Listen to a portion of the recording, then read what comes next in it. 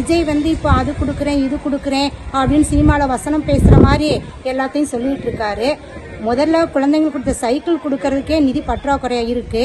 இப்படியெல்லாம் இருக்கும்போது இவர் மட்டும் புதுசா வந்து என்னத்தை செய்ய போறாரு? செங்கோட்டையன் வந்து அதிமுகவை உருவாக்குனதுல அவர் ஒரு காரணம். அதனால அவர் விலகினால பல தொண்டர்கள் வந்து அதிமுகவிலிருந்து மாறி இங்கிட்டு வந்துருவாங்க. வீடும் பைக்கும் தரேங்கிறது வந்து சும்மா ஒரு இதானுங்க.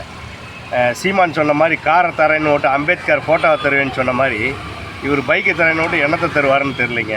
முதல்ல இவர் ஏழை மக்களை வந்து சந்திக்க சொல்லுங்கள், மீடியாவை வந்து சந்திக்க சொல்லுங்கள், மக்களோட குறைகளை என்னன்னு கேட்க சொல்லுங்கள். இவர் ஓடி போய் ஒளிஞ்சவர் 40 நாள்.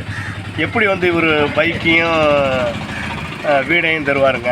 இத்தனை லட்சம் மக்கள், எத்தனையோ லட்சம் மக்கள் வந்து ஒன்றும் அடிப்படை உரிமை இது கூட இல்லாமல் இருக்கிறாங்க. அவங்களுக்குலாம் எப்படி இவர் தருவாருன்னு தெரியல. இதெல்லாம் சும்மா ஒரு வாயில் வந்ததை விடுறது தானுங்க.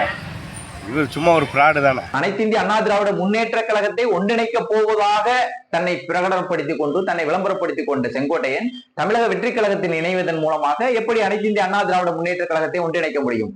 தன்னுடைய சுய லாபத்திற்காக இன்று ஒரு அரசியல் கட்சியை நாடி சென்றிருக்கின்றார்.